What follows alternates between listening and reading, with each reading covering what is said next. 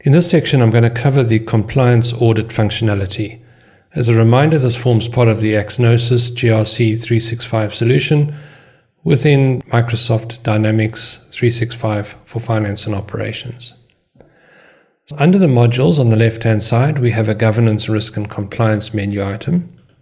Clicking on that will open up all of the necessary functionality. Under compliance, we have a couple of options here, and I'm going to step through the first three to give you an indication of the system functionality. Let's start with compliance function. When we deliver a solution, we have pre-configured several quality standards, and these are compliance functions. The compliance function is a standard together with all of the clauses which are used to audit. You can obtain additional standards or compliance functions from Axnosis, or you can configure your own. In this example, we have ISO 14001, ISO 45001, and ISO 9001. If we pick the ISO 14001 standard, you can see there's some high-level information under General. There's some information under Scheduling, which will allow us to schedule these audits. And then we have the clauses. These clauses are generally used to guide the audit. Next, let's move on to the area of compliance. The area of compliance defines the scope of a particular audit.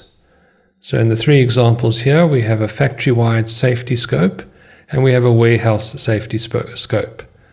I've also just added an information technology audit to show you that the system is not constrained to occupational health and safety type audits.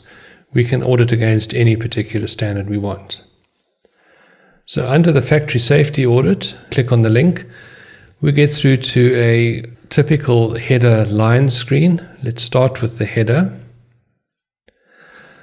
The area of compliance is factory safety. There's an external agency, one, which does this audit. It's a compliance type audit. And we have some additional information, for example, the date that this was recorded, any previous audit dates, any review dates, the last score, etc.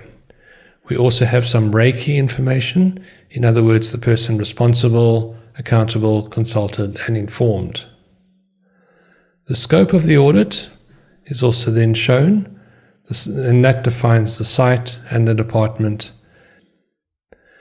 Any documents and relevant policies can be added to this list as well. Under the lines, we see that we can add multiple compliance functions. In this case, factory safety is only going to be audited against one compliance function, that being ISO 45001. Next, let's go through to the All Compliance Audits screen. This will now show you all of the audits that are already in the system, whether they be in approved status or closed status. Note that there is a scheduler active, so we can schedule these audits to appear, for example, every year. So let's pick the factory safety one that we've just been talking about and have a look at the functions at the top here. The most important one I want to show you is the do field work, but we can also see other features like getting the completed scores, opening the audit files, etc. When we click on do field work, we are taken to a screen where all of the information that results from the audit is then captured, scored in the system, and any issues and non-conformances are recorded. So here under this list, you can see under the description, we can recognize the clauses that we had pre-configured under this particular ISO standard. We can see the scores appearing on the right-hand side here and the percentages. We can also see the date if it's relevant. If we go through and we do an incident, let's say we take this clause incident, non-conformity and corrective action, because we bought the Axnosis solution, we might give us a score of 3. Notice that percentage updates. When we move off the line, this indicator will now change to a green circle, indicating that there's no problem. However, if we have not bought the Axnosis GRC 365 solution, we might find that the incident, non-conformity and corrective action system is lacking, and we might score it low. Then under the general, we can add observations, notes, any suggested improvements, and we can describe any non-conformances or issues that we might have picked up.